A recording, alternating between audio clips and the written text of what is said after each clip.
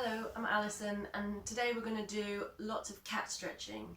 There's a basic cat stretch, which in yoga I think they call cat-cow, and I'm just going to do some variations on it in a way to get the whole spine moving.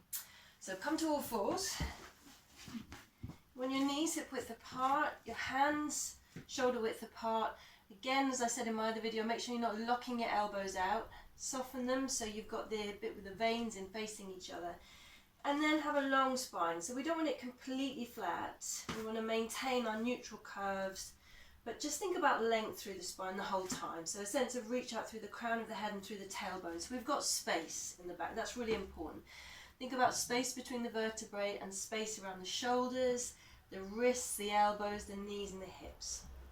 And again, we're going to breathe in generally as a preparation or on the non-moving part of the exercise, and we breathe out as we move. But like I said in my previous video, if you feel that you're getting stuck with the breathing, make sure you breathe, make sure you move. That's all I want you to think about, and you can get the breathing nailed down later. We really want to move with the cat stretch. So you're going to take a breath in as a preparation. Breathe out as you curve. Let your head and your tailbone reach for the floor. Breathe in here. Breathe out, go back via this long place, this tabletop place, and then send the crown of the head and the tailbone towards the ceiling. Breathe in here, and again find that navel to spine connection as you breathe out to change the shape. Here I'm pressing down through the heel of the hand a little bit to increase that stretch in the upper back, and I'm really letting my head be heavy so my neck muscles are freer. Out breath to lengthen, sense of energy out through both ends of the spine, crown of the head and tailbone towards the ceiling, breathing in here. I'm just going to do this once more before I change, but feel free to do up to 10 or as many as you like here. Breathing in, breathing out via this place. I keep checking in with my shoulders to make sure my shoulders aren't up by my ears, and I want to create space. Now we're going to do the same thing, but we're going to pull back a little bit. So I'm going to make the shape and then pull back, curving more into my lower back. So I get a nice lower back stretch. I'm going to come to here. I'm going to make the shape. I'm going to keep that shape again as I pull back. So what I'm doing here is I'm getting a better and bigger stretch into my lower back as I round the back and move back, and then into my mid back here, which are areas that are tight for a lot of us. Again, carry on doing that, but I'm going to take this into a moving or circular cat. So I'm going to round the back here. I'm going to put the forearms down. Start to arch my back as I come up, use my triceps to press up. And again, rounding the back, moving that whole shape back. Forearms go down. Don't let your elbows go out to the side, arms should be parallel, pressing into the floor. And again, rounding the back, head is heavy. And coming through. Exhale, little in-breath in the pausing places here. Exhale to move back, little in-breath. And exhale here. Then we're going to reverse it.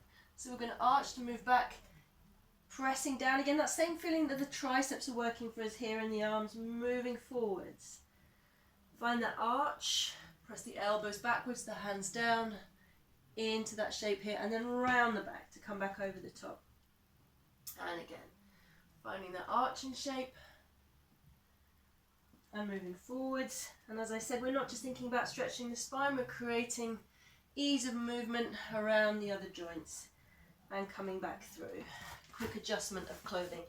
Now what I want you to do here, again you can do several of those if you want to, and I would, but I'm just not going to make you do, watch me do millions. I'm going to circle the rib cage to the side, up to the ceiling, to the other side and down. So I'm getting a bit more movement into the thoracic spine now, into the side of the ribs, and I feel like I'm sort of oiling the shoulders too as I do this, and around. See how my elbows bend too as I come through, circling around, and one more time in this direction, and around. So if you're a bit unclear on the breathing, exhale here, easy breath in to go back down again, exhale, easy breath in. But as I said before, I'd rather you just moved easily and just breathe rather than get too bogged down in it. One more in this direction, And then we're going to move the hips. So try and keep the upper body still as you bring the hips to the right and up and the left and down. Side and up and left and down. And don't feel that you have to really hold on to the upper body. There's going to be knock-on movement, but try not to move the shoulders and the arms too much here. With the previous exercise, the lower body wanted to stay still while the upper body was moving, obviously. And we're going to change direction, which I have started to do a couple more times around, thinking about the extra movement in that lower back now that you're getting, maybe oiling into the hips. All right, now this time we're going to chase our tails. So bring your head to your tail and your tail to your head. Come back via center. It's a sliding movement. I bring my hips towards my head, head towards my hips, and center.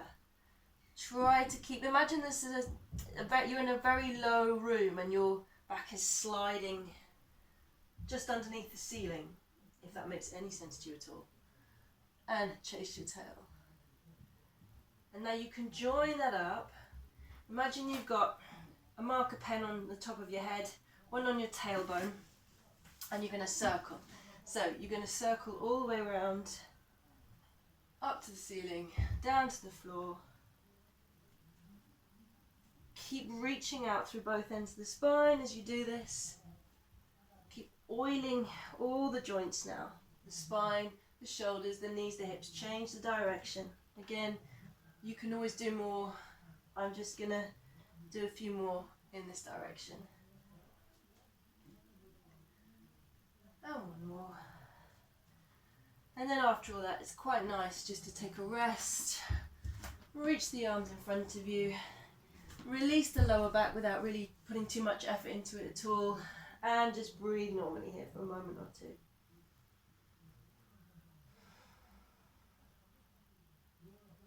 You can really feel the rib cage expanding as you breathe in. And you let that spine rest. Okay, thanks very much. See you next time.